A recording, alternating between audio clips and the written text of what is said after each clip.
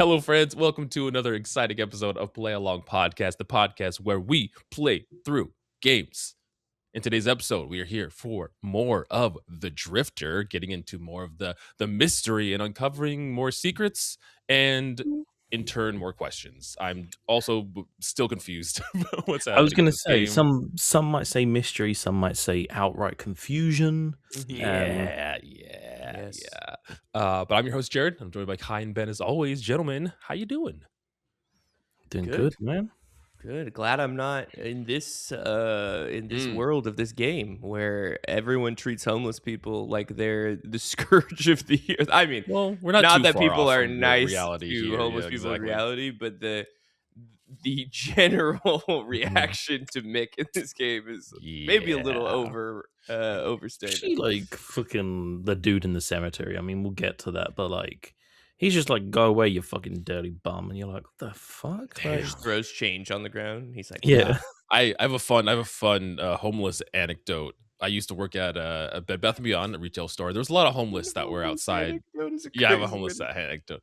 There was a lot of homeless that were around our store, and my manager at the time, she was really nice. She loved like giving them anytime we had like returned blankets or we had things that we had to like get rid of anyway. She would end up just giving it to the homeless community that's around there, which was super nice. So we also had a lot of theft in that store. Surprisingly, not from the homeless, but from just like random people that would like pack hey, carts. Bed Bath & Beyond. You got to have a home. Yeah, well, I guess that's you're not going to do you much good to steal a Ninja blender when you don't have a kitchen. You know what? That's fair. But we had one time where someone stacked like vacuums and blankets and towels, just all this stuff in a cart and just ran out. They bolted. And what had happened was the homeless community found him, stopped him, took the cart back and brought all the stuff back to the store, which was awesome. That's yeah. They're just so be nice. They're just people. Be nice to the homeless. Yeah. It's strange that we have to say that. Ben's on the fence about this one. Yeah. No. I'm just like, the fact that we have to say it is kind of crazy. Because I mean, like here in the UK, like we're not allowed as companies. You're not allowed to talk to homeless. Yeah, no. Well, you're not allowed to give like food to homeless people at the end of the day. Or you can in theory, awesome. but nobody does. Because I think there was one case of like a homeless guy who was donated food by a big supermarket here in the UK and like got food poisoning and then sued them. Oh shit!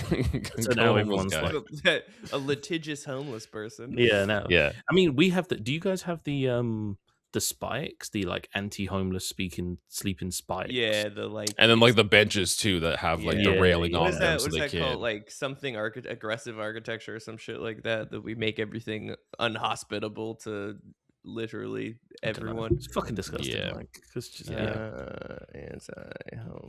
And then our government will do nothing to hostile architecture is what it's called, to address the issue and help with the problem either. Yeah. I mean, we are the mecca for the unhoused. Fucking Los Angeles has like 70,000. Jesus Christ, wild. Yeah, we have like one of the highest concentrations in the country, and well, in the world, America in general, but in the country. I don't know what is going on with my camera. Like, I look like a tomato. I don't know if you look dark as hell on my You just look dark. I don't know if you look like a tomato. You actually look like well tanned. Looks like you were like out in the sun a little bit. When is the comment section? When do I have to read this? Are we there yet?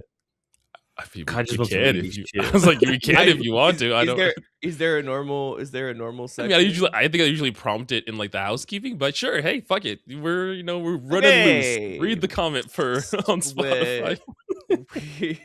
Welcome to the comment section. He was really eager.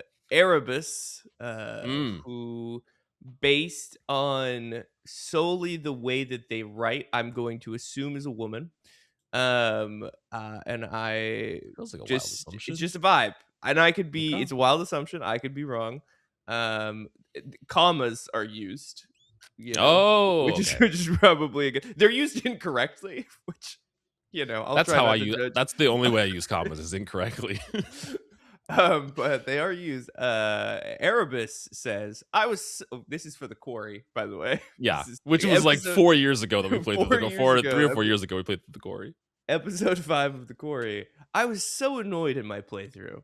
I'd made it through the whole game with all playable cast surviving, barring a lost limb or two. And then in what was like legit one of our actual final big decision moments, I picked the wrong and one of the wolves grabbed Caitlin and killed her. She was my fave too. So that sucked, lol. Damn. You hate to Girly see- pop. Too many commas in places that make no sense, but you know, I would rather people use commas incorrectly than not use commas at all. no, absolutely not. That's not how commas work. How I feel about that. This happened to me when I first played through Until Dawn. My first Until Dawn playthrough, I had gone through the entire game without losing anybody, and one small slip up towards the end snowballed into like half the cast dying at the end of that game, and I'm like, God damn it. Yeah. That's how those games are, though. It's rough, man, isn't it? Yep. Yeah. You save one, and then you're like, oh, cool. And then later on, they die anyway. And you're like, well, fuck. Quite the opposite of the game we're playing now, where death is quite literally a part of an unavoidable part of this game. Live, die, repeat. With Tom Cruise and Emily Blunt. With Tom Cruise. Is that Emily Blunt? I don't know. Wild Paul. What the fuck? But that's the movie where it's like Day After Tomorrow. Yeah, we talked about it last time. Not Day After Tomorrow. It's like something like that though. It's Edge of Tomorrow. Edge of Tomorrow. We talked about that, and then the they Jake Gyllenhaal train. They should have called that movie "Live, Die, Repeat." That's a way cooler. That was like the. I know that. I know this is a slogan. The slogan for it, yeah. I think everyone thought that's the name of the movie because it has "Live, Die, Repeat" on like the front cover of the film and the posters and everything, but it's called Edge of Tomorrow. The film Edge of Tomorrow was rebranded as Live, Die, Repeat for a home media release because the original theatrical title was considered too generic, contributing to a disappointing box office performance. Oh, well, the tagline, they did Live, change. Die, Repeat, was far more memorable, highlighted in marketing, and better explaining the film's first-time loop premise, leading a studio to push it as the forefront of DVD and Blu-ray. So the DVD and Blu-ray is called Live, Die, Repeat. Because Edge of Tomorrow does sound like a Linkin Park album. Yo, I'd listen to that. I'd listen to that album.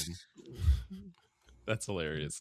I think I know that only because I think I have that movie on Blu-ray somewhere in my closet or something that I bought back in the day. Only the classics. Only the classics. Star Wars, Indiana Jones, Edge of Tomorrow. only the classics. Okay, well, let's do some housekeeping. Not with the comment, since the comment was already read. I'm sorry. I was so excited to read the comment. You're excited. I mean, if you want to leave more comments at home, Kai, it would make Kai's day because he loves reading them and then yelling at you for using too many commas. I know it's probably not the best marketing to say I want comments and then judge people's grammar. So you know what? I will in the future leave my grammatical opinions to myself. Feel free to leave as many comments. And, you know, I probably deserve someone leaving a comment of just insane commas. So do that.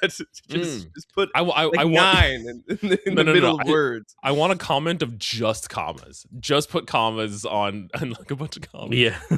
Yeah. Just prove you're a real one that you're listening Oops, all commas. Yeah. I listened to a podcast and one of like I don't know how it had come up, but when they were reading through their Apple reviews, someone just copy and pasted the entire like Chili's menu into the comment section, which I thought was hilarious. Gotta love a good copy pasta, man. That's yeah. So if you want to do that too, hey, as long as it's a 5-star review, I don't care what the hell you're putting down there. Fuck, man. Engagement's engagement, dog. Yeah. Put your fanfic down there. Put your Chili's menus down there. If you want to write a whole paragraph of commas, hell yeah, I'll take it. Damn. I'm looking at the Chili's menu. We really are you hungry or are you disgusted no, or I'm disgusted. We really have fallen as a society. Chili's in their current state, Chili's is where you've drawn the line of it's unforgivable. They have something called a triple dipper, which is you've never had Chili's triple dipper before, dude. I've never eaten at Chili's before. Oh well, we're gonna eat at Chili's. Why the fuck is a full rack of rib 2,830 calories? Are you expecting it to be more or less? What like the upper limit for like an adult man is 2,500 a day. Oh, but we have many meals that that's it's gluten-free menu. Oh, cool. That redeems it. I'm really confused. Okay, look, I need to share my screen real quick because oh God, here we go. I know Why are what your two. I know appetizers what. over 1,000 calories? What the fuck is happening in Okay, America? so we have 2 sliders, and then we have chicken strips. What are the what in the processed square food is this? Is this a I think mozzarella it's stick? I think it's mozzarella sticks. Yeah, Mozzarella Okay. block? Nutrition yeah, info. mozzarella puck. Well, Oh, welcome to the Chili's menu breakdown. I Nutrition facts. I wanted the triple dip. Oh, 2,000 calories. It doesn't even say. They don't even want to tell you. They had to be like, we can't actually legally list this because it's I too mean, high. it's just what They is the change original? it. There was a while Oh, where I was it's eating just this fajita- like I just was eating this like fajitas. That's weekly. fine. Common Weekly? selections. Yeah. Common Okay, it's selections crazy. include Southwest egg rolls, boneless buffalo wings, chicken crispers, Every big mouth bites, type of which are food. sliders, and mozzarella sticks. It's insane that you can get egg rolls and fajitas in a single restaurant, and this restaurant is successful. If I lived in I America, I said weekly, but that's definitely a lie because Chili's was like the splurge restaurant. Like I went to Chili's as like this is a fancy like family outing back in the day. Yeah. Okay, Well, let's get into housekeeping. Enough about Chili's. We need to get into this. We're getting distracted. You're getting distracted. Although I think it would be hilarious. I still want to do it. I want to set up an episode where there's no topic. We just start talking and just see what happens, and I think that would be hilarious. Chili's menus, Talk about curb Chili's. politics. Oh, don't worry. They have Cajun pasta on the Chili's menu. Oh, I love Okay. a Cajun pasta. I'm though. closing the tab. I can't be trusted Yeah. to not interrupt. Yeah. All right, go. Okay. Whether this is your first episode or you're a longtime listener and this is your 309th episode, welcome to Play Along Podcast, the podcast where we play through games in a book club format. What we do here is myself, Kai, and Ben each take turns choosing a game. We then break that game down into sections. Okay, Ben, I have to know what you've been researching something. I see it on your face. I'm just going through the menu and I'm like how is anyone slim in America? What the They're fuck? not. We're not. They're not. Man. We're the fattest problem. country on the planet. What are you talking about? That's the issue. Our obesity rate is like mortified by the calorie count. 60%. Like I look at like a McDonald's here and I'm like, oh my god, the Big Mac meal's like 1,000 calories. That's a lot. And Chili's, that's like a fucking appetizer, dog. What the fuck? Yep. Sorry, I was mind blown. I've closed it down now, and I'm back in the room. He's back. I saw your face just slowly like trying to like process everything that you were reviewing, and I had to point when it the out. kids' meals were 800 calories, I was like, okay, this is ridiculous. Obesity, baby, we win. We're the number one in that one. Yes, we get a game, break it down into sections, and come together every other week to talk about each one of those sections specifically. We're still early on in the Drifter, so now is the perfect time to grab the game, join the conversation, and play along with us. Make sure you're looking at Steam sales. I think this was on sale. It's so funny trying to always line up our episodes releasing when the sale is going out. It was on sale before. I don't think it's on sale as of this recording, but just look out for that because I think the game was, what'd you guys pay for it? $20? So like I paid 15? like 17, so I think it works out to $20. Yeah. Yeah, I think when I grabbed it on the sale, it was 20% off, which was like $15 or something like that. So easy grab, not too bad, and the game has been wild so far. I'm excited to get into it. On top of that, we also have another side series on the show called Get Wrecked, where we grab a guest from the internet and swap video game recommendations. This month's episode, which was last week's episode, I was joined by Kay, aka Moon Dust Cappuccino, and we talked about Pokemon, Mystery Dungeon, Explorers of Sky, and Little Goody Two Shoes. So if you haven't, be sure to go check out that episode because it was a good time. As Kai had read out, you could leave comments. If you want to comment on our Spotify or anywhere else, you could do that, and we will read it, and we will try to hold back our judgment for any kind of grammatical or spelling errors that you have. I'm someone that misspells something every single day, so I relate with you, and I sympathize with you. From one dyslexic friend to another, I see you. I see you there. See you. Words are hard. Words are very hard. Also, now, if you are like, I have a game that I really want the boys to cover and play, we got you. We are now taking game recommendations for the main book club series. In the Discord, we have a whole section dedicated to game recommendations. So if there's anything you want us to play, if there's anything that you are dying to get our opinions for, or just move up on your own backlog too, hey, you could put it in there. And maybe, just maybe, we'll play it one of these days. I saw Kai say something to Ben. No, It's the no. Applebee's. This Oh is my this is god. not for you. This is just for the side My conversations. my co-hosts are just looking up different restaurant menus Okay, in look. the background while I do the housekeeping. I'm just gonna say Applebee's has a burger that is just served in a fajita pan full of cheese, which is truly That one of the most insane things I've ever seen. That sounds Have you not insane. seen the London cheese restaurant? Hang on, I'll have to get this up. Oh You carry on housekeeping, Oh Jared. my Sorry. god. Yeah, you Oh keep my God. asking. We're gonna have another conversation. On yeah. that. Yeah. But I mean, not solely specific to the Discord. If you want to leave your game recommendations on the Spotify comments, if you want to do it on social media, Instagram and Blue Sky at Play Along Pod, if you want to leave it in your 5-star review, anywhere there, I'll pull it into our Excel spreadsheet. So I think how we're going to set up is every other main series we do will be a game recommendation. So we're going to be doing the community's game recommendations more often than not. So again, if there's a game that you want, put it in there.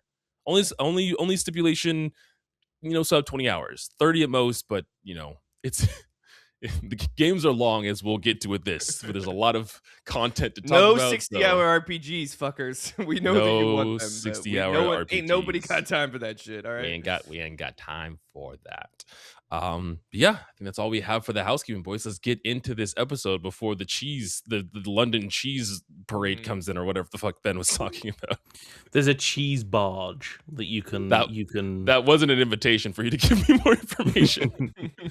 Yeah, just look up the cheese barge in London. That's yeah. Oh my god! I looked at the picture you sent. I'm closing Discord. I'm not looking at that. Not only that article is from the Center for Science and Public Interest. It's like a warning. It's like, hey guys, it's like, don't eat this burger. This is so bad for you. Please don't eat the Applebee's burger. Jesus Christ! I feel like we should do a whole episode on just food. We should do a whole episode on food. Anyway, the Drifter. Yeah. This episode's sponsored by HelloFresh. Yo, HelloFresh, if you want a sponsorship, we got you. We will shit on all the awful restaurants and plug HelloFresh instead. 100%. Yeah. In the last episode of The Drifter, we ended by kind of having our first experience going through the Edge of Tomorrow, the live, die, repeat gameplay mechanics of The Drifter, going through Carter being kidnapped by the masked men and thrown into the lake to drown. The Melange. And I think we were kind of speculating on how this would start up again, like how we would, start the next chapter. We're just in the same section we were last time. He just pops up on the beach. We were just wrong. Right there. Just right on the shore. Yeah, we are just right on the beach there. But I mean, and my first impressions to this, it was like you're still on the same beach, but it felt different, right? It's like the day, it was rainier. If you go to the underpass, none of the homeless that were there before. It kind of seemed like, again, my mind was thinking about different dimension reality, stuff like that. But it seems like it was like not the exact time where we were before, whether this is like days later or anything like that too. So that's kind of where my brain was starting to speculate about this. We're freezing to death. Yes. Yeah. I just thought everyone had like run away because the Melange. That was kind of how I took it. Melange sounds like a venereal disease. It does. Damn. It does. It sounds like something that helps soothe the venereal disease. That's true. Get your Melange here. Ask your doctor about Melange. Ask your doctor about Melange. Once a day Melange. So you go back into the sewer tunnel, and it is abandoned, and there is the barrel of not fire at this point in time that has been left by the unhoused who were in there previously. And we have to get it back, which took me an embarrassingly a long amount of time to figure out what the fuck to do in this. Which it gets. This is I think the first time in this game where it really turns wild, where you're like, what is happening? Because you see your son. Yes, which who we later find out is Alec. And he runs into the shaft off to the side. So then you're like, well, I'm gonna go and try and follow him because he's kind of like almost like leading us. He's like, oh, like, follow me, Dad, we'll get out of here. And then you go in there and you find the corpse of Bill, who was the dude from before. Fucking R.I.P. Bill. I know. R.I.P. So Bill. sad. This is also where I'm starting to kind of now put together the narrative of Carter and Sarah. Like, clearly something happened with their son. He passed, which made both of them a broken mess, which led to their divorce, led to Carter leaving for 5 years, which is why he was returning back from his mom's. Do we know that Alec died at this point? No, at this point, No. well, at this point, we starting to put something together. We don't know he's dead Right. per se. We know that we haven't like the Drifter hasn't seen him for a long amount of time. Right. The only thing I will say in that, because like you have to use the crumpled newspaper, the bottle of rum, and then Bill had a Zippo lighter on him. The thing that was the most confusing for me in this section was that like you go up to the bricks in the wall and it just says like, oh, my fingers are numb and trying to like move the bricks, but it's explicit that you need to like use something else to do it. So I was like, what am I supposed to do here? So then I had to look at the walkthrough and you have to use the knife, and I'm like, well, yeah, this section is big on if the first episode was kind of setting the foundation for the mechanics, this one's like you really use everything in your disposal, click things 2, 3, 4 times sometimes to progress. Especially in this, even early on, where it's like, yep, the rum bottle is behind these bricks. You have to click on it once to kind of understand what it is, then use the knife to pop open the bricks and everything like that. I have learned through this that my approach in this game is just take every inventory item and put it on to every single thing Just that you hover can it over interact with. everything. It's like, nope. Yeah, And he's very sassy about it. He's like, oh, I want to. The knife's already dull, and then it's like, all right, fucking calm down, okay? No, I'm just trying to figure out how this shit works. And then you This you don't freeze to death. You get the fire started. yeah. Wow. This was when I Flame? first realized in this section afterwards also that you can combine items in the inventory at the top. Because it doesn't explicitly say that. So like you get the fire started, you pour rum into the barrel, you light the newspaper, you put it in, and then we don't know his name at this point, but he kind of looks like the dude from Cowboy Bebop, but like super pixelated. I don't know if that's why maybe he's supposedly Japanese, but Boston way. Bebop. Boston Bebop. He basically we get like a massive light comes on, and it's like, you know, the police are here, they have us surrounded, and you crouch behind a barrel, and then this is where you're kind of like, what do I do? I didn't put this together because I was like, this feels a bit extreme, but like you're basically supposed to make a Molotov. I mean, when we got all of the like individual items, the bottle, the handkerchief, and the I was like, okay, we're making a Molotov cocktail here. We're gonna toss this at him. It leaned towards the potential to make a Molotov, but I was like, Mick ain't that guy. He ain't that. He ain't that dude. You know what I mean? Mick But he is that guy. dude. He is that dude. I mean, technically, he does throw the Molotov cocktail in between them to create a distraction rather than whipping it at the guy and burning him to death. So super dangerous. He could have just backfired and ignited the barrel and exploded him or set him on fire. Or I will say, I did try to just climb through the fin without you just get shot and die. Yep. But basically, they think they have us surrounded. They think that we are the bucket hat butcher or whatever it is, that this murderer that they're talking about. We were standing over Bill with a knife in our hands. So they kind of just doesn't look good. It's a bad look. Yes, you know? It doesn't look good for a boy. But we basically go and like Shawshank through the fucking tunnel, and then we end up coming out at the Herald. Right, this is when we end up at the newspaper of where Angela Grace is. And I think the thing at the moment is to find a location of the funeral, because if we can find out where Mum's funeral is, then we can find our sister, and we can kind of go from there and look at getting, which was the whole kind of goal in the beginning. That's why Mick came to town anyways. He came to the town for his sister, and his phone died. He was trying to get a hold of his sister. So the whole point is us trying to find the service where Mom's thing is going to be held. This is where we're also first introduced to Ponytail Time Wizard or whatever his fucking name is. Yes. I'm not sure who he is. He's just like a dude who pulls up in a lab coat with like a pocket watch. He looks at his watch and then continues to walk away. Well, he also he seems to because he also shows up to deliver, because he's the one who gives change, which you need to get the Yes. paper. So it seems that he's our guardian angel in some way. Mm-hmm. Also, yeah, go for it. No, I was just going to say, yeah, I got the impression he was like, he's keeping the timeline, whatever the fucking Marvel term is for the MCU. Like he's keeping the sacred timeline going. The Drifter Cinematic Universe, the DCU. Yeah, oh well, exactly. that doesn't work. Also, when he shows up, because later he shows up and his Yeah. eyes like flicker green in the way that the Melangis do. So you know. Oh, I didn't catch that. That's crazy. It's very subtle, but he's something going on with Mr. Ponytail. Yeah, I mean, you can tell immediately too, because there's some characters in here that you're like, okay, these are characters, and some characters that are like, he's an important character. Fucking Time Wizard over here is an important character. You can tell immediately when you meet him. He's got a custom pocket watch flip animation. You're like, this is someone who's this man's important. The only other people on screen at the minute are Mick and a homeless dude who's asleep. Yes, like it's just custom Time Wizard. Like that is it. Yeah, you go into the Herald and talk to the front desk woman who, like everyone else in this universe, is physically repulsed by your presence and seriously hates you. She does all but gag as you walk in. Yeah. But you're trying to find Angela. I think at that point you're like mentioning about trying to find her. And you're like, well, she's gone missing. And she's like, yeah, everyone's fucking looking for her.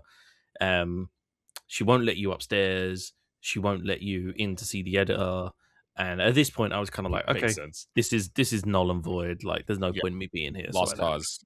I unfortunately wasted a lot of time going through every single, because you have the boxes at the bottom, which are like the every single I did every single one, and I was like, this is stupid. And apparently all you have to do is give her the business card and the tape, and she, like, you unlock whatever the next thing is, even though she doesn't do anything from doing it. I immediately just stole the change from the homeless guy's cap to use in the newspaper to get the newspaper out, which is kind of what we first learned, that like there has been some lapsed time between us dying in the river and us coming back. Right? A couple of days, that Mick is not realizing that he's been gone or unconscious for. He has memories that are missing.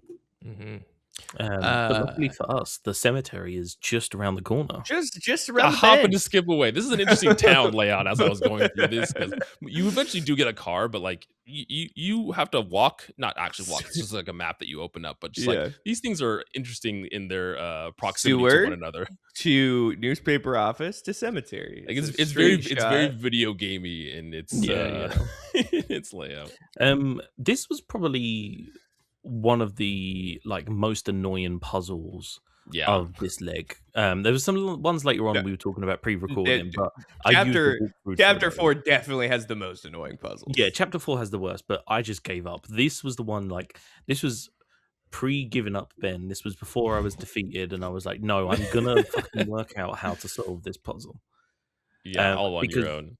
Yeah, well, basically what we have is there is like 2 areas to the cemetery. So we have like the office, I guess, like a reception area that's got like the book of where Mum's funeral is going to take place, what plot it is. Then there's a section you can't go down, which is towards the plots, but we need to mix. Always like, I don't know where I'm going, so we just don't go down that way. And then there's the other bit where we meet fucking douchebag McGee janitor, leaf blower Magoo. Yeah, who is tending to the leaves in the chapel area, and he's not doing a very good job because that leaf pile is there the whole time.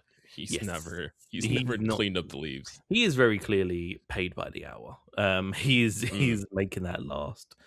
So the overall objective is we need to crack into the office and basically to get the plot numbers so we can see where Bomb's plot is. This took me so fucking long, boys. Yeah, this is hoops. It is a lot of hoops too, and that's kind of the overall theme for this. Is some of the puzzles that I solved on my own were very like satisfying and made sense, but a lot of these are like there's a lot of specific steps you have to go through. Also, the thing is like the game up to this point has done a very good job of like prompting us that whatever is left in an area is for that area.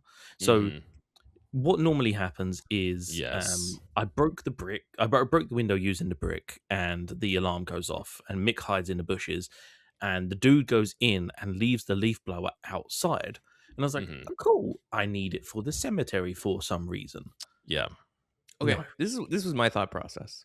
because I was like, okay, context. There's the graffitied map, which is what you need to understand where the plot is, and you need to clean the map using, because it's like you take the rag from his coat and then you just try to use like elbow grease and it says no. So I'm like, we need to take the gas out of the leaf blower, pour it on the rag. No, not correct. Even in the slightest. Well, like Ben said, this is. I mean, we were working with very restrictive area in the beginning, right? Now it's like items that are involved in the cemetery can be used on items by the newspaper, and it's like you have to interact with everything, bring items to different sections in order to prep them for whatever attacks. Like Kai was talking about the graffiti on the wall. You have to bring the rag over to the homeless man who has his own like homemade moonshine drink that he has made.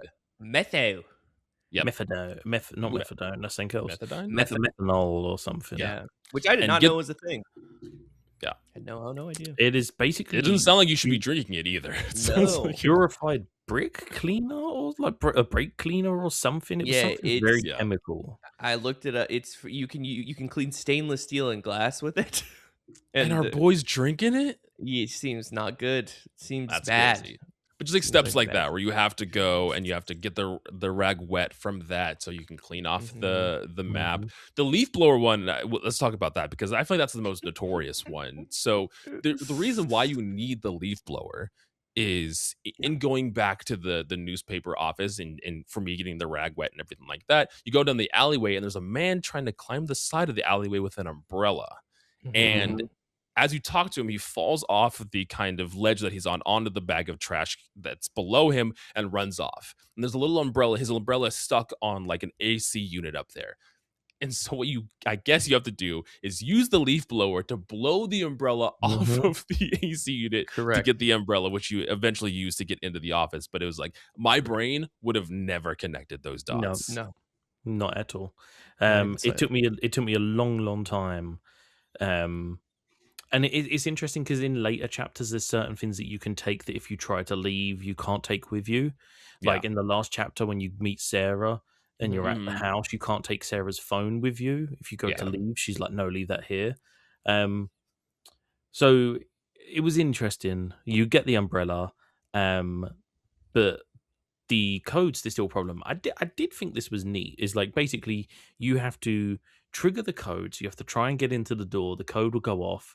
You hide in the bushes, wait for the dude to come along. He goes in, and then there's two windows and they're different interactables.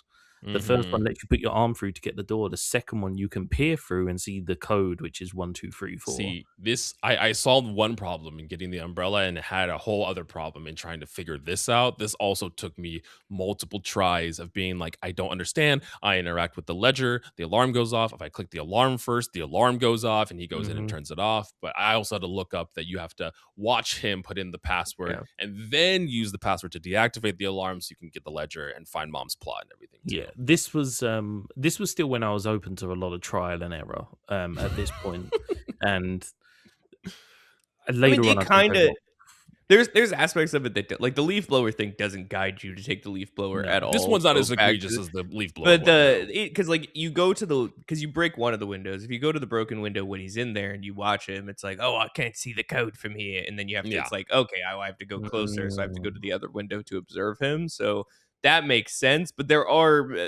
As we get into later sections, puzzles where you're just like, this doesn't connect at all. Solve this, and I think it really just comes down to like the person. Again, like Kai said, the umbrella one difficult to kind of find the through line, but I feel like if I did the code on my own, I would have been like, I would have felt like accomplished from like I would be like, like that makes sense. Of course, I have to. There's two windows I can interact with both of them. What happens if I interact with the second window, and then so on and so forth? Yeah, it just means that you just have to set up specific scenarios. So it does take, like Ben said, it does take a lot of trial and error in setting up very specific scenarios so you can get the information you need to progress. And it is very much, I felt like, so I played chapters 2, 3, 4 back to back.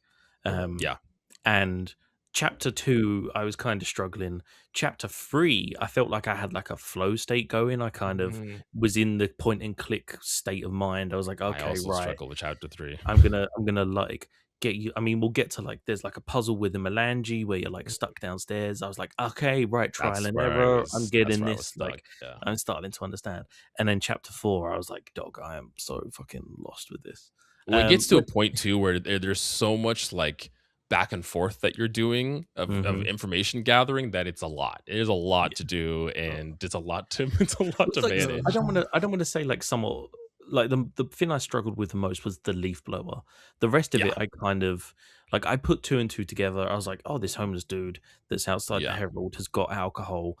Because I was trying to interact with a map, and Mick was like, I need something stronger. And I was like, oh, there's alcohol. Like, I know I can kind of use that. And I made sure I gave him his change back as well. I don't know if that's like something you have to do, but I was like, I gave him his change back too. Well, that's how you get. Is that how you get him up? Isn't it? Yeah. Oh yeah, because you give him his money back. Yeah, and he's just like, oh, nice, mate. Here's some poison. But we do eventually find Mom's plot, and we head there, and we learn that it's actually not the plot to our mother, but our son, Alec. We learn this is where we do find out that Alec, our son, had died. Which we have a whole collapsing moment on top of the grave. Yes, because this is when we learn like not only did he die, but Mick wasn't there. It seems like Mick like fled town before the funeral happened or something. He didn't see his son off. He wasn't there for this funeral, and he has been gone, like we said, for the past 5 years now, which you can clearly see is eating away at him. These are emotions that he has pushed down for a very long time. Oh yes, very much so. Yeah. And that is chapter 2. Yeah, it's a big turnaround. Yeah. I will say the one thing I like is that like all of these chapters, one, they have that end card. I know we spoke about it last time, but they've all got like good stopping off points. Like you could finish a chapter and they have cliffhangers. Yeah, I don't know if this is a very podcast specific thing, but I was like, more games should do this. Like, more games should have like an end of chapter blank and then move on to the next thing. It's convenient for us in podcasting, so I don't know if that's the reason why I like it, but yeah.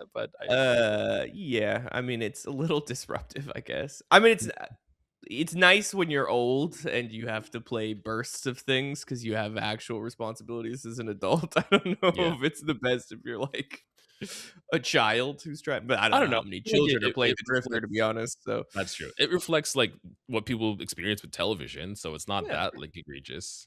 I mean, we are in the fucking binging generation at this point. But our wife shows up, Sarah, who's our grave at the beginning of chapter, which is your real wife shows up. Other than this person seems vaguely ethnic. Yeah, I was like, she seems a little Hispanic. I can't. I don't know what she's supposed to be. But she is not happy to see us at our son's grave. Mick has been gone for 5 years, and she hasn't seen or heard from her ex-husband in 5 years. So seeing him coddled in the fetal position on top of their son's grave was probably a little jarring for her. Yeah, it's probably not awesome. There's no real time to reconcile because it's straight into Mum's funeral. Yeah, she's like, it's over here. Be here. Don't leave. Don't fuck everything up. Let's go. It's happening now. And also gets a nice dig in where she says, you smell like piss and booze, which, nice. Awesome. I mean, we did crawl through a sewer and we did handle whatever the fuck that stuff is. So, but there's a lot of digs at homeless people in this game. And so it's I liked the way that this bit was done. So you're at the funeral. Yeah, you're at the front, and it's you and your sister Annie, and the priest is doing the eulogy and reading the rites and stuff. And it's all kind of crowded around. You can see all the umbrellas of people standing who are attending this funeral. And you go up and pick the urn, and then you see the fucking yellow jacket. You see him, yellow. What did you call him? Fucking Boston Bebop. See him like Boston Bebop over here. You see him fucking come into the crowd, and that's when I was like, "Oh shit, it's gonna go down. He's gonna try and arrest us at our mother's funeral." This was my favorite because he's coming up behind you. He puts the gun to your back and going through this whole thing of trying to arrest you. He's talking to you, and you hand the urn to Annie because you're like slowly just trying to work things out. You try to go to leave, and he pulls the gun at you, and Annie, with your mother's ashes, hits him over the head with the urn, breaks the urn, and just ashes all over him, and he gets knocked to the floor. absolutely clocks him as we're like trying to swing with this fucking shovel. And now, if we weren't highly wanted beforehand, we are now definitely highly wanted now. Yeah, we've attacked an officer, a detective, so now we're definitely Technically, we didn't That's attack true. an officer. That's true. Our sister did. Also, I don't know what the laws are in Drifter Australia land, but like you have to identify yourself as a police officer, which they never do. They just you just constantly is pointing a gun at you. Yeah, I was like, even when we met him in the underpass, not once did he say he was an officer. Nope. Not even a single time. He has Did not no like did not show a presentable badge. Did not badge. say you're under arrest. The fucking TikTok auditors are gonna eat that up. That is fucking goddamn. Like, this is 2026. You know that doesn't need to be done, right? People get shot and taken all the time. We don't need to. Yes, but we are stuck in the cemetery, trying to evade police patrols because basically they've cornered off the cemetery and they are trying to go around and find us. Well, there's police on one side and melange on the other. Because if you try to leave going downward down, from like, the I melange see the three lights of death or whatever. I didn't see that. And who is here to save the day but our dead son Alec?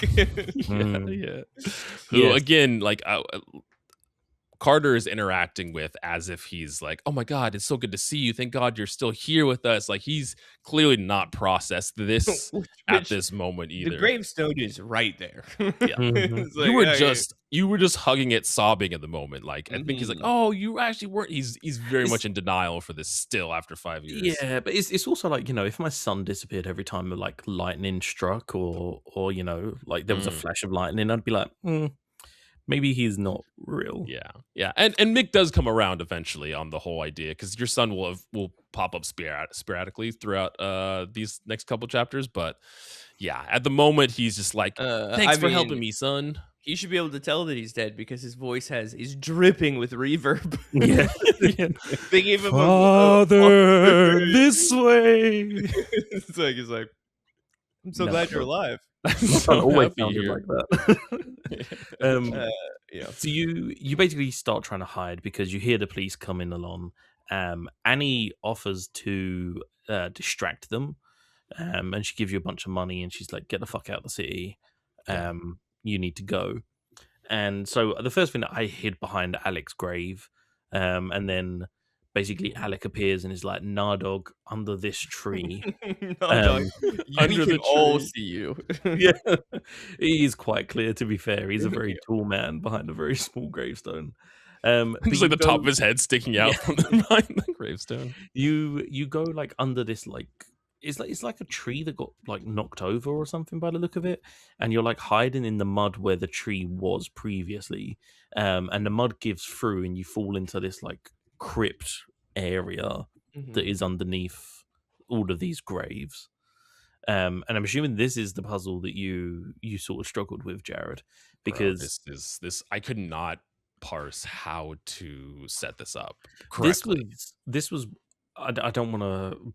I feel like I'm kind of digging you out. I don't mean to dig you out. This was like when I was in my flow state. So this was like, there was a lot of trial and error. Don't get me wrong. There was things I was trying, but everything I tried kind of gave me a bit more like, okay, I don't do it this way. I try this. And like the only thing in this section that I am confused about is that like, look, you prompt me with something that says like, oh, it looks like a lantern would be on here. So then I'm looking for a lantern. Putting a rag soaked in alcohol on a piece of metal and lighting it on fire is not a logical thing to do for light, right? Like that's not a normal approach. That was the only thing where I was like, okay, no one would really do. Yeah. But so my problem is I was doing all the right steps for the wrong torch. I was doing the torch in the back, not the torch in the left. That was my problem over and over again. I was just doing the wrong torch. So it's kind of in like 3 sections. There's a section to the left, which has got like this door that you can't open.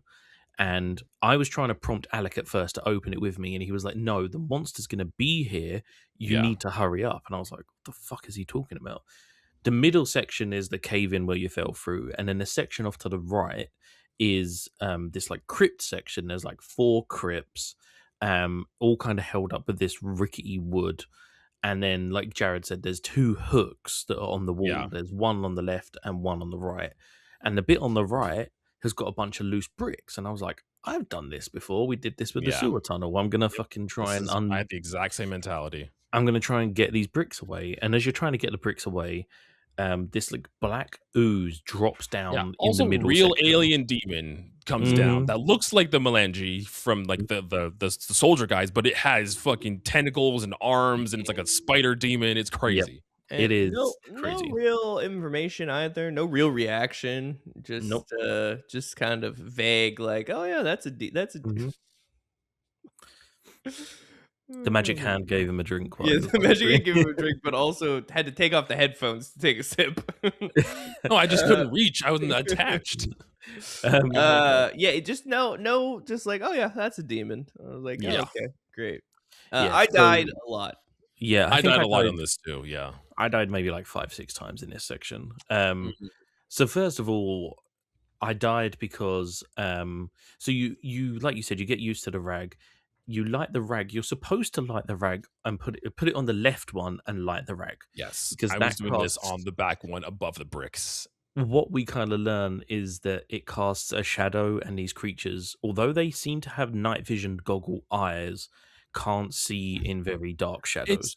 It's weird because I did this so many times. I feel like I got every dialogue option possible during this. I was like, oh, I'll just turn off the light in general, no light, and go hide. Yeah, and he says like, it's like, oh, they actually see better in the dark than with the light. And I'm like, okay, they see better in the dark than the light, but not if the dark is too dark, because then they can't see. There's dark and light. If there's dark and light mixed together, they're confused. Their eyeballs are like falling apart. So what you're supposed to do, I'll talk you through the process. So like the first thing it done, it came down, it came at me. I was like, dog, I got my son here with me who may or may not be dead. I don't know. I got a fucking ghost knife. son to help me. Pretty sure he's dead. Yeah, like I got my ghost son. I got a knife. Let's fucking do this. Like let's take this fucker down. No, immediately like stabs a hole through you. You get deboweled. I probably saw all the death animations too, because if you just hide in the hole without doing anything, he like smashes your face in, and then like the animations for these deaths, although like this is like a pixel graphic, these are intense. Very violent. They really put a lot of effort into the deaths. So I crushed myself many times. I also crushed myself because I tried to block. I tried to use the knife for the kind of worn down pillars that are there, which just collapses the whole cave crypt and crushes you. I stayed in the crypt, Finn. And then the guy walks over, the melange walks over and puts the light out. And I was like, oh, dude, we're cool. And then he turns around, he kills you for staying in the crypt. Yep. So what you're supposed to do is the melange walks past and goes to put out the light. As it goes to put out the light, you leave and go into the middle section, use the wood knife on the wood, and then that breaks down. So then what happens is the melange grabs the wood and tries to pull it to get to you, which causes a cave in, which caves in the melange.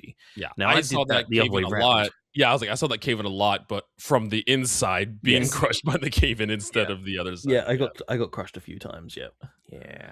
But I like this because it kind of like, and this is probably a wild comparison, but like it reminded me of like 12 minutes. You're in that time loop, and like everything is giving you more knowledge. I was like, okay, right, I do need to use the knife, but I have to wait until this specific second to get out, because I even like tried attacking it from behind. Like when I worked out that I could hide in the crypt and it would go to the light, and I was like, oh, let it walk past me, and then I'll try and attack it from behind. But it has like some weird like spidey sense, and it knows you're there, and it just kills you. No, I think this is kind of the start of the like. Although I struggle with this, the kind of puzzles firing on all cylinders here. Not only that, but we don't know the extent of what's real and what's Carter's like psyche at the moment either. So like the idea of we've talked about our love of magical realism is kind of playing around with that here, where we don't know if this is real, if there's really these alien things. Is Carter's hallucinating these things? Is it just in his head? He's seeing his dead son. So I mean, does that have anything to do with it too? So I kind of like the plot here is starting to thicken. It's starting to get a little creepy.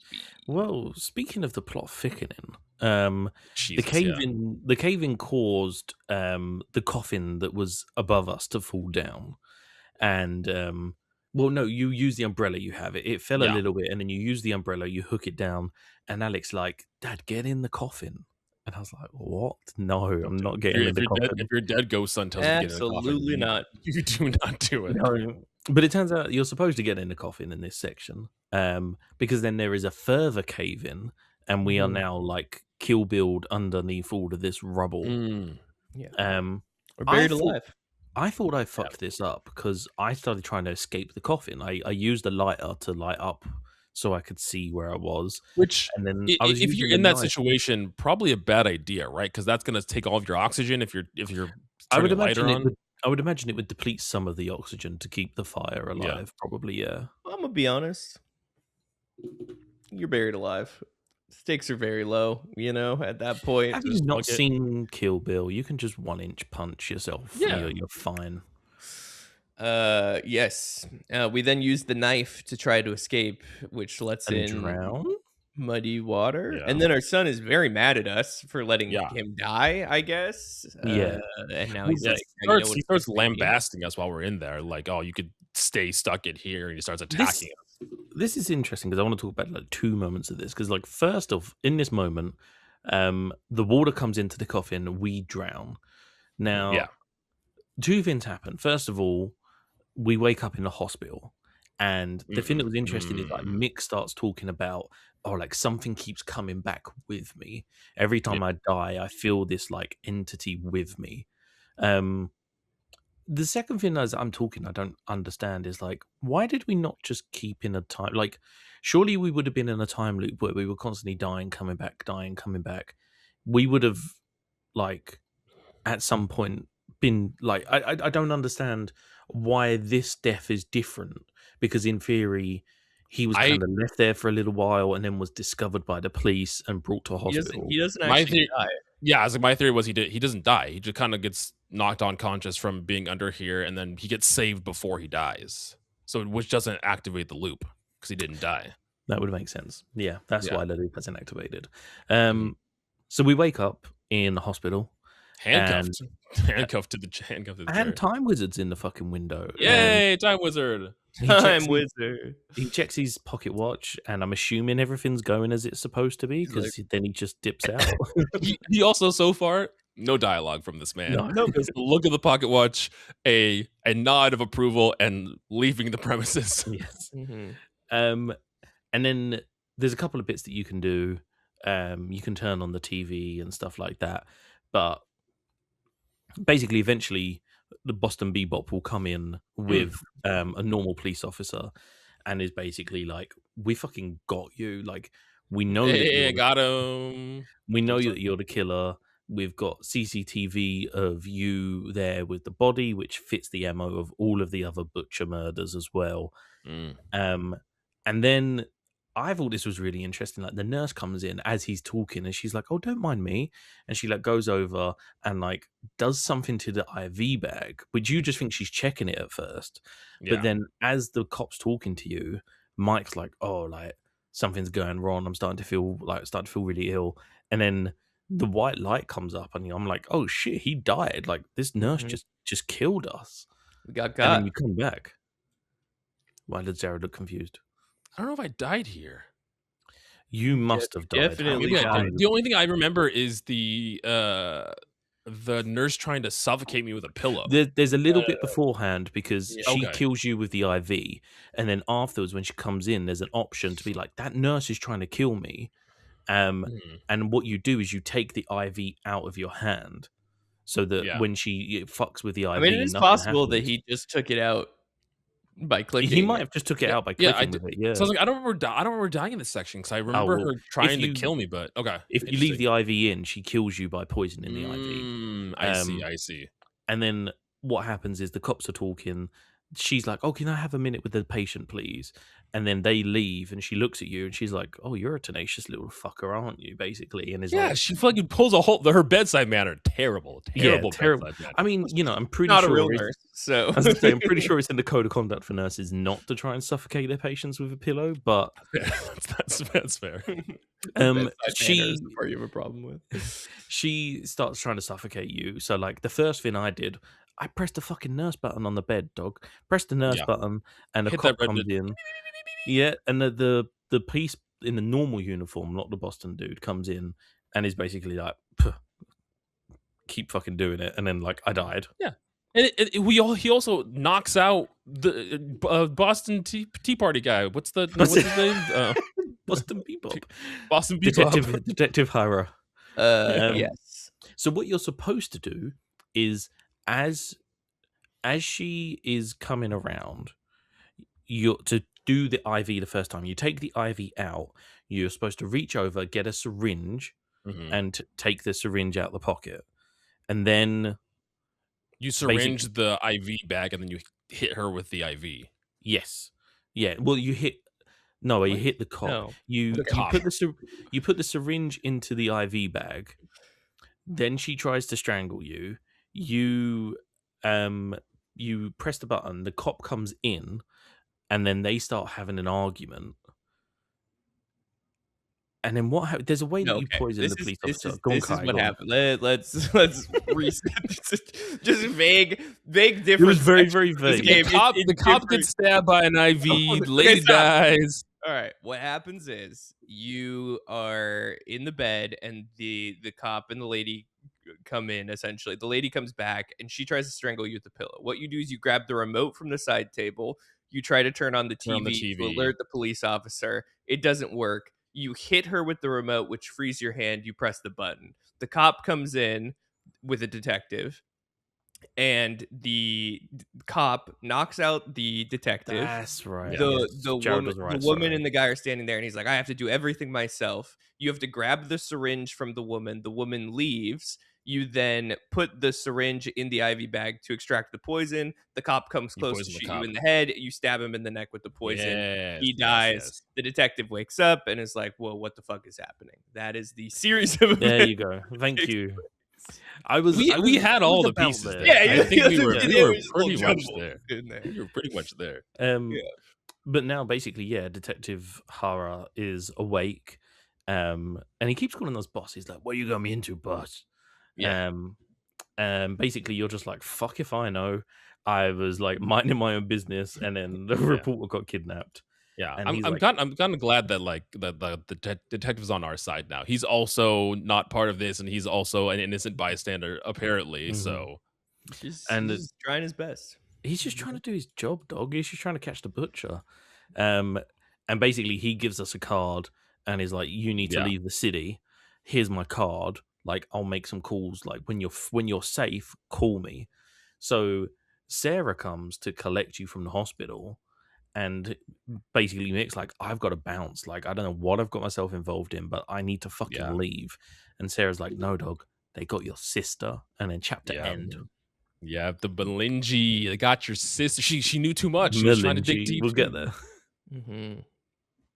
Yeah. Yes. Yeah. Chapter 4 is a lot. I'll just say it here. It's a lot. We're probably not going to go through every single thing. We'll briefly talk. We'll talk through like puzzles and everything, because there's a lot of back and forth with the puzzles. But there's a lot of information. There's a lot of puzzles, and there's a lot of stuff to do here in chapter 4. So we start this off in our sister's house. We're in Annie's house with Sarah, and we've told Sarah everything at this point. We've told her everything that's happened in the underpass. We've told us about the Molingi and everything. We've told her she has all the information, which she believes us, which is she thinks we're kind of crazy, but she thinks we're crazy, but she basically is like, the only one who can help your like messed up head is your sister, who is currently missing, so we need to find Annie. Yeah. Oh, and to say our sister is a therapist. Yes, she's a psychiatrist. Yes, and there is a little bit of a thing before you leave. There is a conversation you can have with Sarah where she's basically like she basically is like, I'm mad at you, but I don't want to say anything because like your sister's in trouble. And you're like, she okay. Also, and then she's like, you've been gone for 5 fucking years, like, and basically like has a pop off lays into you. She's like, we're also learning some context of the house. There's like kid stuff that she's now been remarried. I don't know if it's some of our kids or if she has kids with her new husband. I don't really. This is Annie's house. Oh, this is Annie's house. It's on you're right. So there's a couple of things here. I want to talk about I feel like we talk about some general puzzles and then we'll go through the plot. Okay. Let's talk about the fucking thermos and the barrel. Oh god, okay. What, you don't think tea steam is gonna remove a label? That's not something you logically think about? So the first thing I did at the house before anything was I called the detective. All right, call him, and he's like, "Oh yeah, sweetie, like we'll meet again for like the place where you spilt your cocktail." And I was like, "Oh, I don't what?" So then when you get the map, I thought there'd be a new location, but there wasn't. There was the underpass, and I was like, "Well, that's the only place I have history with this guy, so I guess that's where I'm going." Um, and he now becomes like an informer, and we can somewhat use his police detective connections to like find stuff out. But there's a blue barrel on the dock that wasn't there beforehand, and there's something painted over the label. We can't work out where it comes from. What you're supposed to do is you're supposed to go to the graveyard where the janitor guy is fixing the window that we smashed, and you're supposed to steal his thermos when he's not looking. Then you're supposed to take it back to Annie's house, fill it up with hot water, and then take it to the dock and use the steam from the hot tea to basically to peel the paint off the label so you can find out about Trinity. Now, before you guys saying, I cannot tell you how many characters in this game I offered cups of tea trying to fucking. But did you get the achievement? Want a cuppa? Yeah, did you get the achievement for like? I think I might have got an achievement. I definitely did. There's like you have to offer tea to the fucking bad guys at the end too, where you're like, oh, I didn't do that. There's an achievement to offer tea to everybody in this section. So if you do, you get an achievement for it. Fancy I got an achievement for taking 3 sips of the fucking hooch stuff. Yeah. I did that as well. Yeah. Not even a little bit did I attempt to solve this on my own. I looked up the walkthrough for this latter half because there was no possible way. So this is one that I looked up, but I got all the way to the end, like bit where I was like, okay, like I have offered it to everyone that I currently have, and nobody wants this fucking tea. So what am I supposed to do with this? Yeah, I would say that one is probably the hardest puzzle to solve, is getting that, because the label is a very big important part to information that you get later. Yeah, you physically cannot progress like without it. Yeah. No, I got 3 achievements that I thought were quite funny. I got the one for going back to squeeze, is what they call the drink. I got an achievement for eating all the food in Annie's house. I got an achievement for eating all the food in Annie's house, and I also got an achievement because you can click on a brick and then click on the caretaker at the graveyard. I did this too. You get an achievement for thinking about hitting the caretaker. I didn't even think about that. Because I was like, this guy's in my way. I'll just kill him. I'm already a fugitive anyways. No, I didn't think kill. I was like, let's like knock him out so we can get here. I'm pretty sure hitting an old man in the head with a brick is that's what I was going to say. High probability he's not going to get back up again. On reflection, yes. Can we talk about the jizz covered fucking tape machine?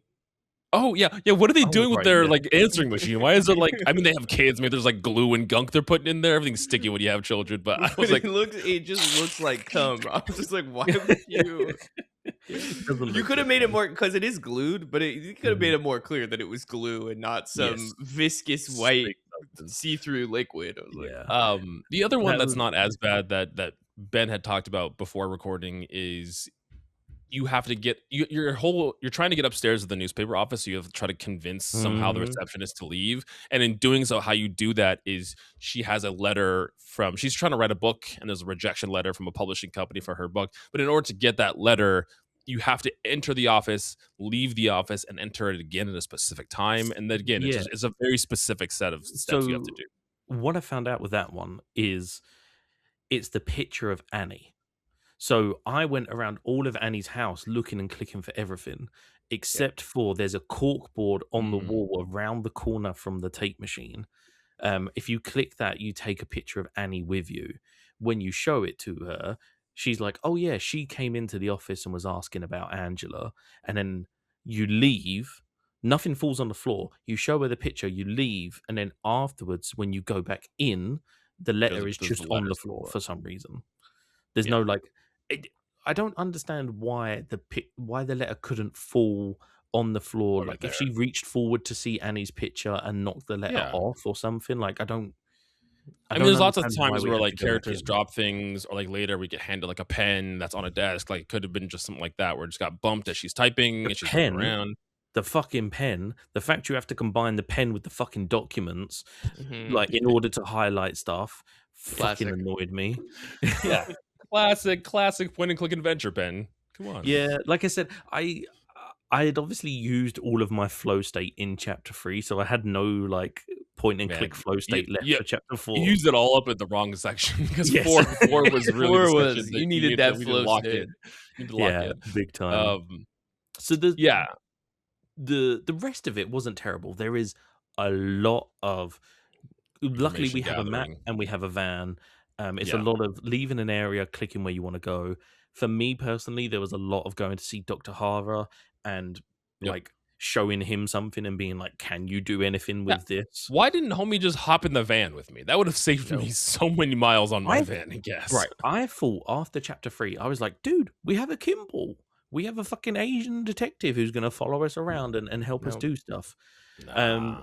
The other thing I struggled with as well, and maybe this is a little bit of player error, and I need to remember this going forward, is by the door where you find out that she took her car is a table. If you interact with Yes. it once, they're like, oh, mostly junk mail. And then you have to interact with it. Or I found out I needed the car registration from Detective Hara. So then I had to Yeah. go back to I had to go back to Annie's house, interact with the table to get the registration to go back to Detective Hara. When, like Yeah. you said, if he was with me, I could have just been like, oh, dude, it's here. And then he could have just called his Yeah. person. It really is just like, especially now in chapter 4, the whole concept, like I said in the beginning, of clicking everything, and I mean everything multiple times, is really just what you have to do here. I mean, even before, where if you didn't want to, like you said, sometimes you'll get that dialogue square at the bottom, like Kai said, where you can like ask someone for information. You could do stuff Mhm. like that with Sarah. I would just do all of it.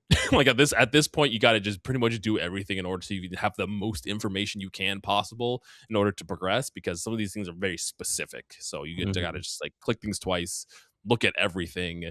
I did the same thing as you, Ben, where I was in the house and I was like, I'm clicking every Oh object my that's God. in here. Guys, Yes. Yeah, Time Wizard Mhm. is Dr. Roth. yeah, I had Mm. not put that together Yeah, I didn't know that. yeah. I until I kind of looked at this walkthrough, and then there's a picture of Time Wizard down there. He's either Doctor I assumed he Roth was or one the of other our one. Harold or Harold. I assumed he was Yeah, one of those two. that makes so much sense. Harold Maxwell. Harold So Maxwell. plot wise, Yes. right, I'll try and run through this and remind me if I find anything Yeah, that like, if I missed anything. we'll fill the gaps when the time comes, So and we'll essentially, comment Weird what phrasing. what No filling Ben's gaps. please leave my gaps alone. Um, so basically, tantalizing. what has happened is Annie is now investigating Angela's disappearance, the reporter, and now Annie is somehow gone missing. We find out that the blue barrel that's at the dock is related to Trinity Biotech, who are basically a company who do Yes. medical experiments and medical research, and that is funded by a Dr. Navari who works Mhm. at a hospital in the Mhm. neurology department. Who's Yep. a huge meanie bobini. Yeah, she's kind of an She's asshole. she is a massive arsehole. But to be fair, you know, the game kind of establishes that they don't like homeless people, and we're just a homeless dude who walks into our office and starts That's We're not asking really questions. homeless Also, anymore. No, we're a drifter. We've to be fair. showered. we are a drifter. Also, again, this is wild that he's able to get in some of the, like, he's in this doctor's office, like where Yeah, she's doing. crazy. There's an open brain on the desk and everything. Like, how was he just able to Crazy. walk in there? Like, Um, continue. so we then use Sarah, who has brought her laptop handily, to find out about Trinity, and we then go to Dr. Navari, and through linking some stuff together, we're Mhm. like, you know about Trinity, and you Yeah. are not telling us something. And that's when she's like, yeah, Trinity are like doing research, but I can't tell you anything about it. It's way above your pay grade. And then we start to learn about quantum cognition, Yeah. and we start to ask her, and be honest with y'all and the listeners, I think we said this pre-recording, still don't really quite understand what quantum cognition is, but it seems to be this idea that like there is more to human memory and human brain than we kind of realize, and through some mathematical equations and stuff, there is effectively endless possibilities that could be experienced by the human brain. Yeah, my takeaway with this was like some idea of like consciousness and moving consciousness and playing around with that too, because that kind of plays into the themes that we're seeing so far with Mick, where he's kind of the whole living and dying. I brought up the Rick and Morty theory the last episode, where like alternate reality or alternate like bodies of the same person. Maybe it's like again, maybe it's a consciousness transfer or memory transfer or something like that. But there's something. But we find out that there are two main doctors. There's Dr. Roth and Dr. what was his name? Harold. Max Maxwell. Harold Maxwell. So Dr. Maxwell and Dr. Roth. Through the detective, we find out that Annie's car has been found out in the middle of nowhere. There are weird tire tracks there that like lead away as if she was abducted. And this is where we find a hard drive, and that is the hard drive that links up with Angela's PC, which is in Angela's office. And then we do some shenanigans. We like lie to the secretary and make her think that the publisher actually want her to publish a book. It is wild. So then we end up in the office, which I guess we can talk about like this puzzle, because this puzzle was an interesting one. So we are now in the office, and we have a location for Harold Maxwell, or Maxwell Harold. Yeah. Maxwell Harold.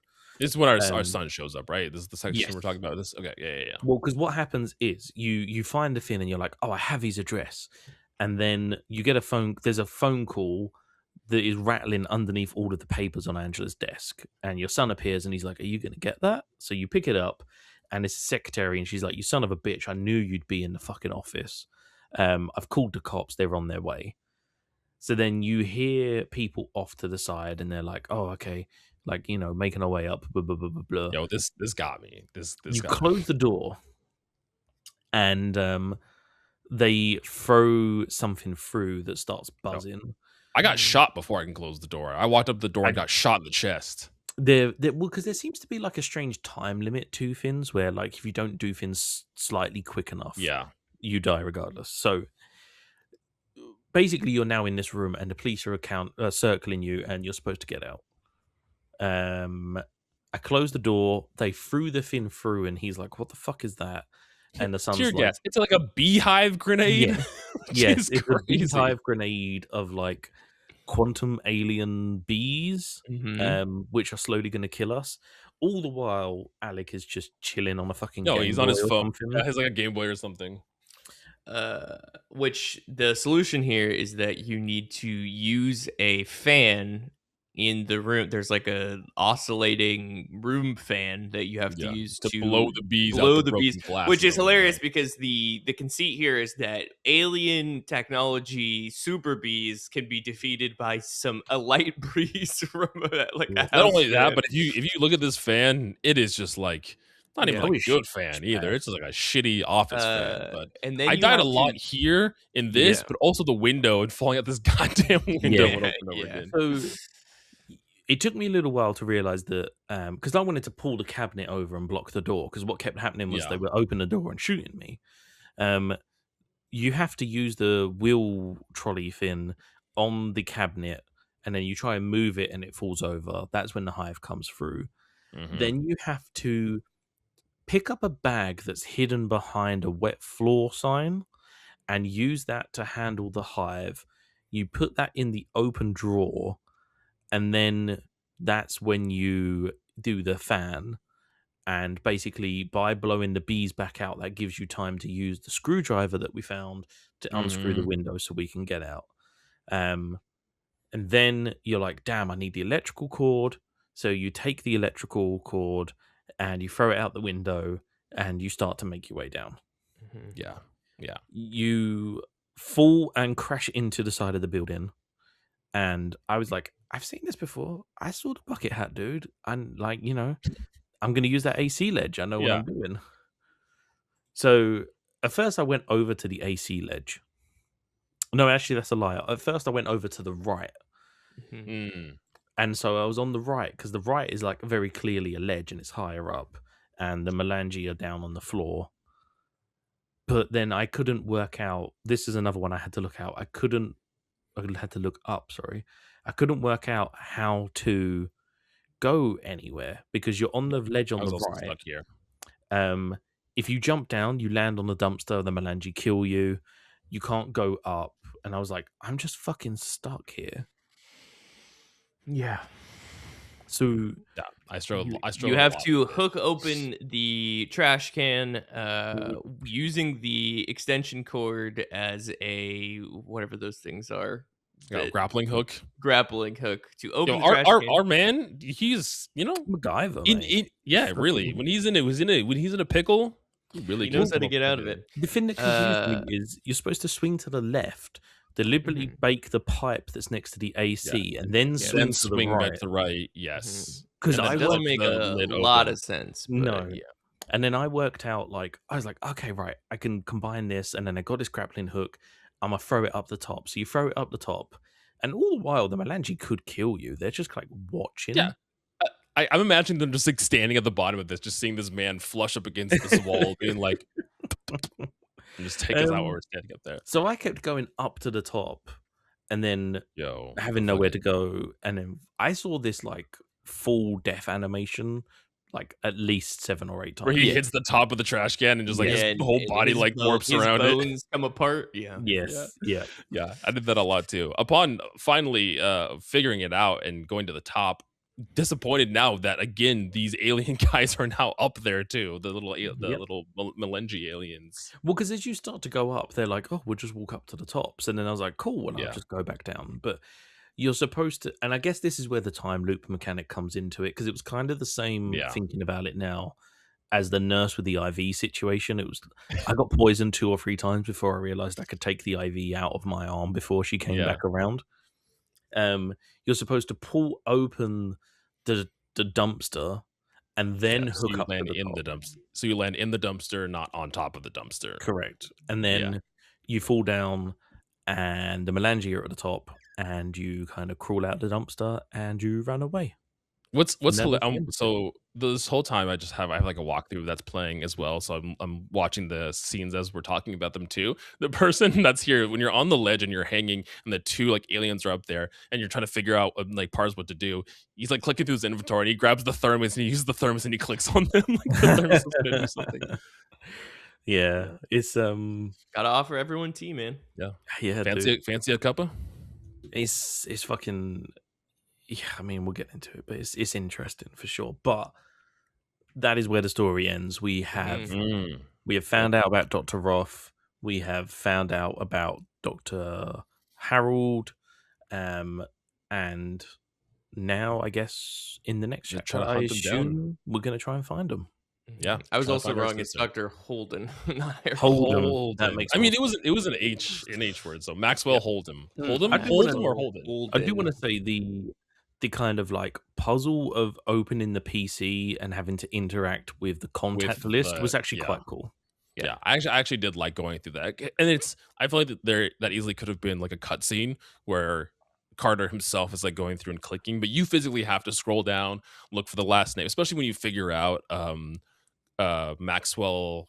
Was it Holden's name? When you figure out Holden's name from the doctor, actually having to go to the last name, scroll through I actually like that interactivity with it, which is cool. Because you find Roth, and then this is when you make the connection. You use the pen on the document, and then you go to Navari, and she tells you about Holden, and you're like, oh, there's 2 of them.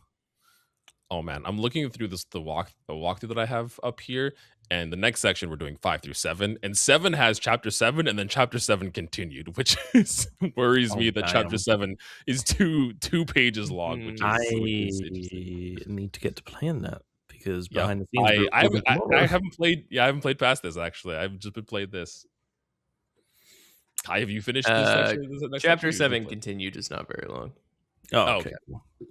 I just saw 2 chapter 7s and I was like, I mean, oh, it's an 8-hour game, and we're like 3 hours in. So there is a significant amount that you're gonna have to play yeah, through today. But yes, it's not very long.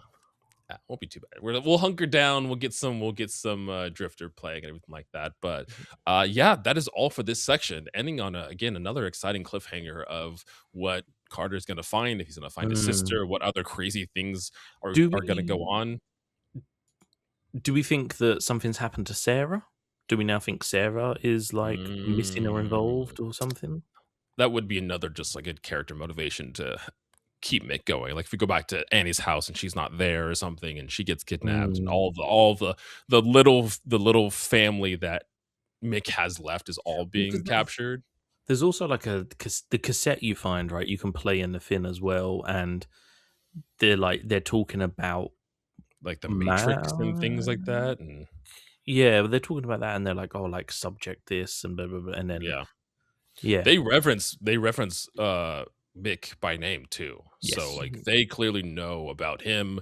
he Maybe is being he's a observed. patient. Maybe he was also already being. I mean, that's kind of where my going into kind of my thoughts and theorizing for next section. That was kind of my thoughts too. Is he clearly was a subject from these individuals? They've been taking people. Some people have been dying. Some people have been coming back, quote unquote crazy, as they're talking about all the homeless being crazy, but they could be just having experiences like Mick, where they're like reliving deaths and seeing crazy things. I mean, they all talk about seeing the monsters with the glowing green eyes, and now Mick has seen that specifically too. Like Mick has seen these creatures, which there is a section when we're talking to um Detective Hara afterward. He was on the underpass, where we're in the underpass, and he shows up as a creature and then quickly shifts back.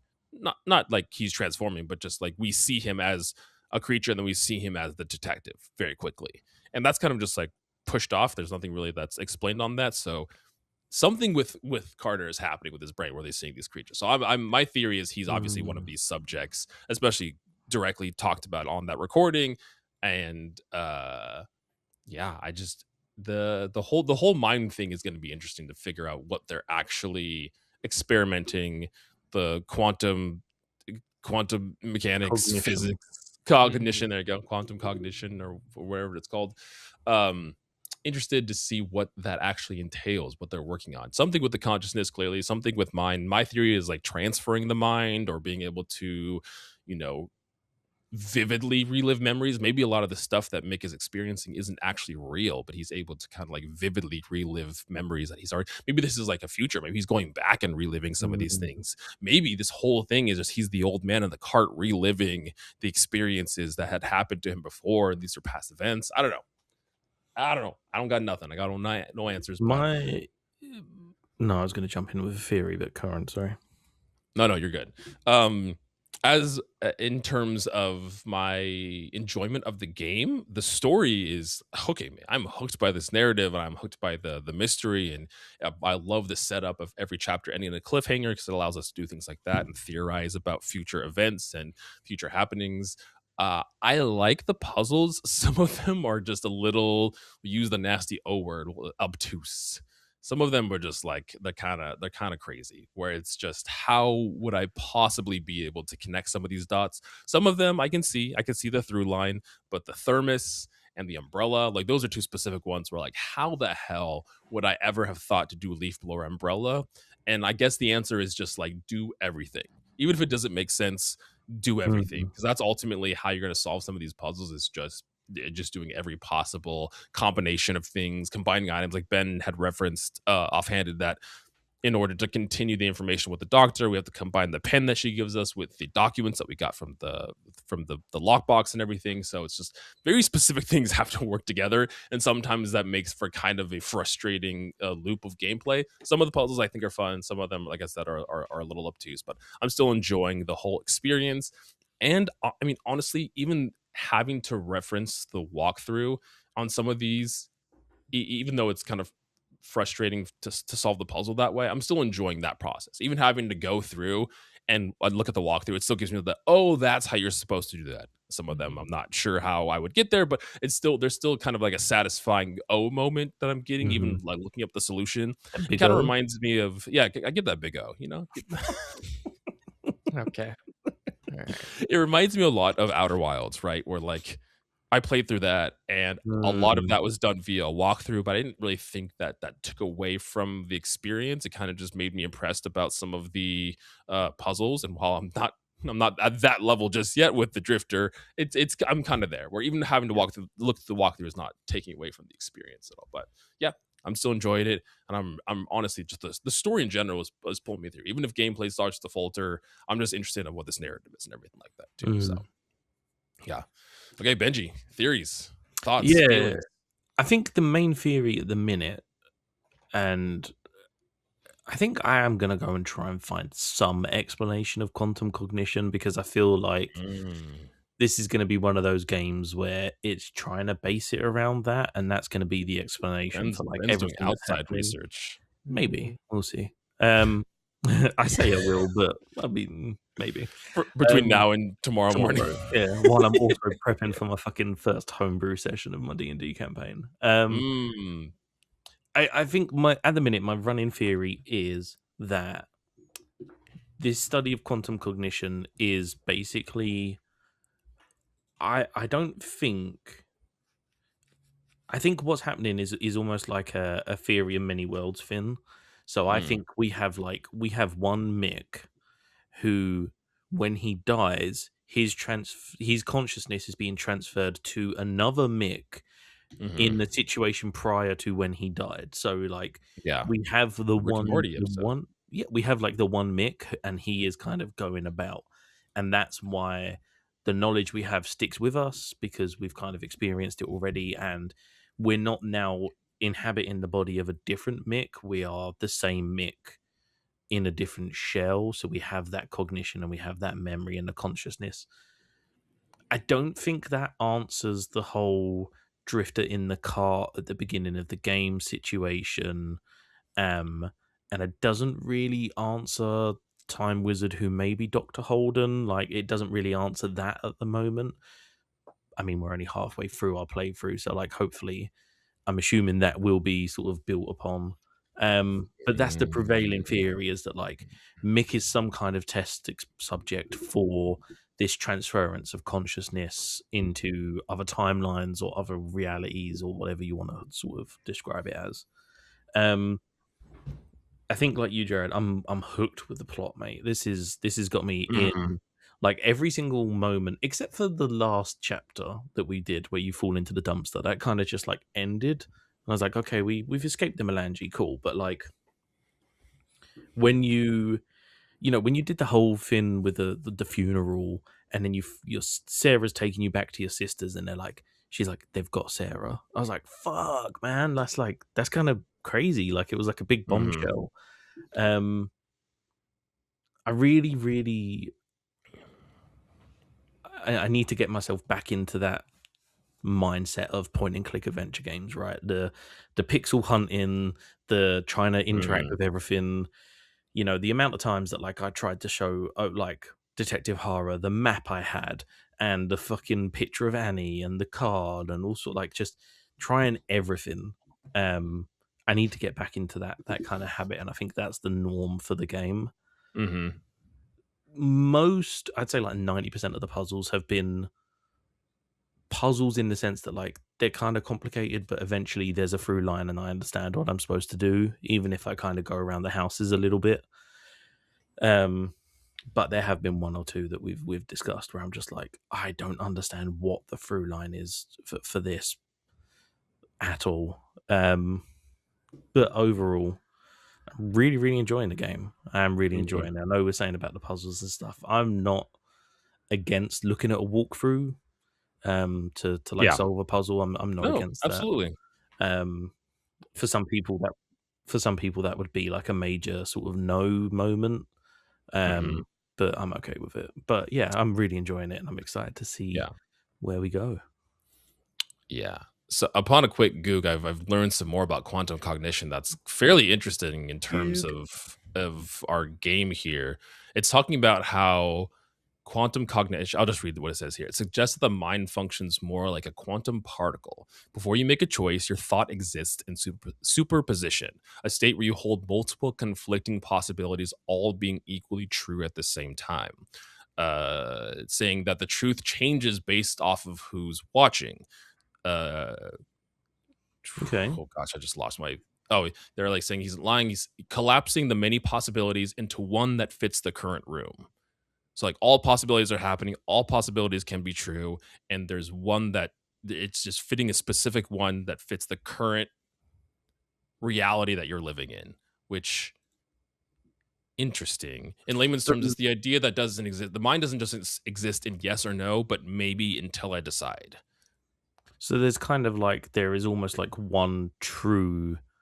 It was kind of like what I was saying. Like there's like, in theory, there's one true series of events that should happen, and any deterrence from that series of events brings Mick back to But the all of kind of those branch other, point. But all of yeah, those all other those, ones, it's like Schrodinger's cat mixed with like multiple yeah, fucking world theory all and those realities are also true at the same time. It's like whatever is being experienced is the truth. Maybe so that's yeah. why we're seeing that section where we saw Mick see like the alien in the underpass and it switched to Detective Hara. Like both of those, it's like maybe like the mind splitting on what is the truth and what is reality at this moment. And both of those situations can be true, but whatever works specifically for the moment in time that he's Mm. experiencing. So do you think this is why the homeless people in the game are going crazy? Because they're being tested on by Trinity Biotech. And I guess then what's happening is they're going through life never knowing if what they're experiencing is the Right. truth or if it is like Yeah. you would never know what's real. There's no grasp of reality. There's no grasp of truth, and they're Doesn't having a hard time. really explain why our son keeps appearing to us, but Well, because maybe there's a reality where Mick. I mean, that, I guess the theory I'm about to say kind of falls apart in this last section because he's parsing through him not being real, but in the beginning it was like him being real was like a truth. Like he seemed to believe his son was alive, so his son was there Mm. talking to him. So Right. maybe that Again, that kind of yeah. goes away in the office where he's just like, "You're not real. Stop talking to me."